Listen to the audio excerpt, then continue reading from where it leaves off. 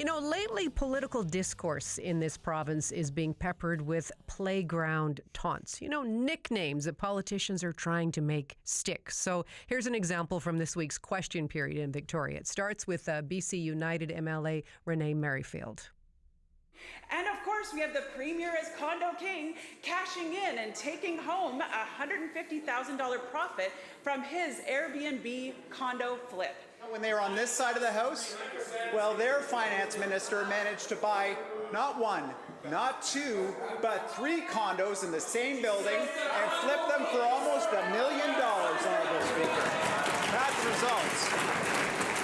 That is BC United MLA Renee Merrifield, followed by BC NDP Premier David Eby during question period this week. So the NDP followed up with a media release titled $1 Million Mike DeYoung profited more than $1 million selling 7 properties. So let's talk about this with our Soapbox Social panel. On the line is Kyla Lee, a Vancouver criminal lawyer for Acumen Law Corporation. Kyla, hello.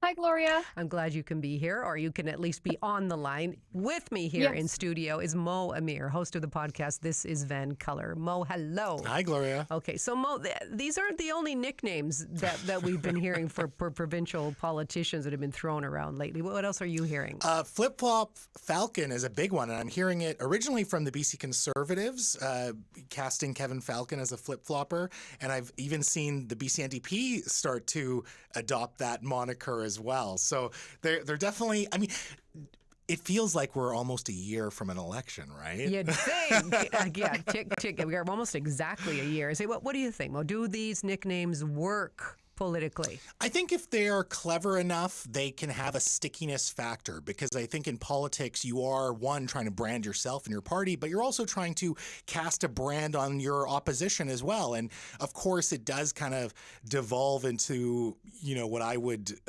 say is analogous to pro wrestlers cutting promos on each other, right? And it can be somewhat humorous, but it only lands when it is, when the public can make sense of it. And I think where BC United kind of got it wrong with Condo King David Eby is that they're calling him a condo king on one hand, but then at the other hand, they're saying that he's hurting the industry and he's hurting development. So it doesn't really make a lot of sense. And then the reality is, if you're a condo king for selling one condo, then there's a large swath of British Columbians that can call themselves real estate royalty. So it doesn't really land.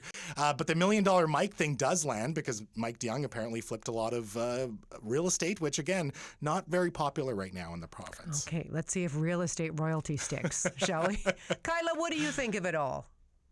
I think it's all so childish. I am completely over the name calling, the personal taunts, all of the politics that are around who your opponent is, as opposed to what your opponent's issues are. And it's really unfortunate, because if you ask me to identify what the specific platform points are of each of the parties right now and how they intend to achieve their goals, I can tell you some things about the NDP because they're in power and they're making announcements all the time. But the other, 3 parties, I can't really tell you very much, because all they're doing is pointing fingers and calling names and wasting time rather than coming up with solutions to very real problems that are affecting people. Now, Kyla, we haven't really talked about official conduct complaints made against Vancouver councillor Christine Boyle, but this might tie in, you think? I mean, just give us a little bit of background on that and talk about the connection here. Yes, well, there were conduct complaints made against Christine Boyle on the basis of the fact that she'd made some commentary on Twitter, primarily about the media person who was working in Ken Sim's office and connecting them to sort of alt-right politics. That led to a conduct complaint, which was substantiated. And now that's being paraded out as a basis to try and undermine Councillor Boyle's work, try and undermine what she's doing and the improvements she's attempting to make for the city of Vancouver, rather than, again, focusing on the actual politics. It's politics of distraction rather than politics of solutions. How do you see it, Mo? Well, I want to push back on something. I know for a fact that when politicians, grown adults, cast these childish insults at each other, I know for a fact that Kyla giggles. We all giggle on some level. When Donald Trump calls, Ron DeSantis Ron DeSanctimonious, there is a certain level, and again, I'm not proud of it, but I think there's a base level of us that kind of laughs at it, and it does work. And again, if it's effective, if it reflects the person that you're talking about, it can be very politically attuned. And I think that, again, is more reflective of the electorate and ourselves than necessarily the politicians. The quick bite, Yeah. So you think this is going to ramp up the closer we get to the election? Oh, next year? absolutely. Yeah. I think you'll hear flip-flop Falcon a lot from both sides, from the BC Conservatives and the BC NDP. Okay. That one will stick for sure. Now, Kyla, I did have a chance to speak to Councillor Boyle here earlier this week on the show, and we were talking about something very different, and that was intersection cameras. Public health experts have been calling for an expansion of these programs because they're effective in reducing injuries and saving lives. We know that they work, and not just that they work, but that they are a really cost-effective intervention. Some of the studies that have been done show that the cost-benefit ratio exceeds 10 to 1. The benefits from installing these cameras in terms of increasing safety and reducing hospital visits and reducing fatalities are significant.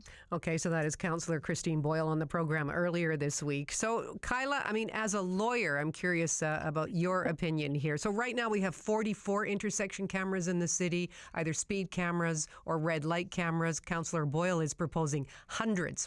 She has obviously targets for which are the most dangerous, but it would total plus 100 plus. So what can cameras do, and what can cameras capture and can't capture when it comes to the context of going through an intersection? So intersection cameras can do a lot in that they can capture not only speeders through intersections and issue people speeding tickets on the basis of that, but they can also capture people who enter an intersection when the light is red, where the light has been red for a certain amount of time, and issue a ticket to those individuals. In some jurisdictions, they're using cameras for the purposes of issuing distracted driving tickets by using really high-powered lenses to look through the windows of motor vehicles. We probably will never see that in British Columbia because of the privacy concerns. But intersection camera tickets can't identify who was driving the vehicle. And the result of that is that the government has made this compromise where if we're going to be policed by robot, we're not going to get the tickets added to our driving record, and we're not going to get penalty points, which in my experience as a lawyer is the thing that most people are concerned about. People don't care about the fine, they care about their record, and they care about the points. Right, and if that's going to be reflected on the amount you're going to be paying for insurance. Mo, how do you see it? I mean, more cameras, does that result in a safer city? I mean, I think there's certainly studies to show that even seeing a sign and knowing that there is a camera at an intersection, people are aware and act more conscientious. I mean, we have 22 car crashes in the city of Vancouver every day. There's a great economic cost here of $34 million annually that this costs in hospitalization alone. And of course, there's a great human cost in terms of injury and death where pedestrians, cyclists, and seniors are far more greatly impacted. So I think anything we can do. And on top of this, when you add fines to the mix, you're able to generate a lot of revenue. And that revenue can then be put into other road safety infrastructure or measures that can help. So when we think about public safety, I think this needs to be taken into account. And I think this is a great thing. But again, it's not a panacea. You're going to have pushback from people saying, oh, well, you're still going to have accidents. Yeah, of course you are. But again, the more you can deter that, the more you can encourage better behavior.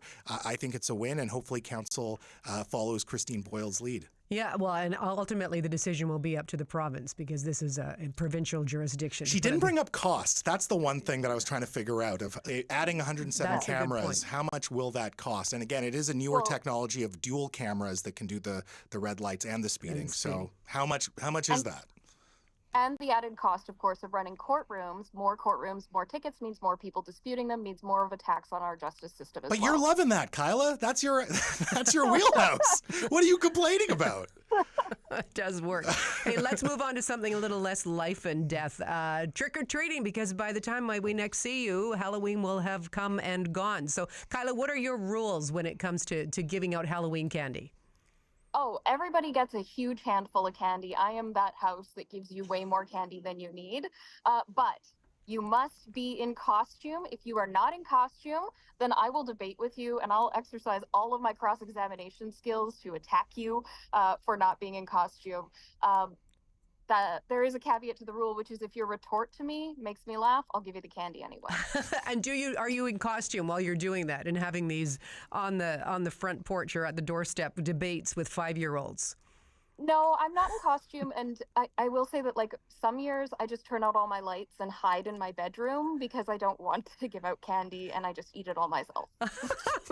Mo, what's your plan? Yeah, so since last year I moved into a place where I do get trick-or-treaters. I have lower barriers than Kyla does. What I do is I just have a bowl full of candy and I keep it on the doorstep and I have a sign saying, please help yourself. And you know what? If someone wants to get greedy, good for them. What's been the experience with that? Has it worked? There's been leftovers, yeah. Oh. So no one's like dumped the whole thing into their bag. Maybe they took a few extra ones, Okay. but ultimately I don't want it around because I'm going to have to eat it. Are you going to be dressing up any costume? Address? 1, 2, 3, 4 Fake Street. They were fake. No. The reason why I put it out is either I'm out or I just don't want to constantly go to the door. So Still, it's great that you contribute. You contribute, which is awesome. Hey, listen, happy Halloween, happy weekend, and enjoy the sunshine, okay? Thanks, Gloria. Thanks, Gloria. That's Mo Amir, the host of the podcast. This is VANCOLOUR. Kyla Lee is a Vancouver criminal lawyer for Acumen Law Corporation.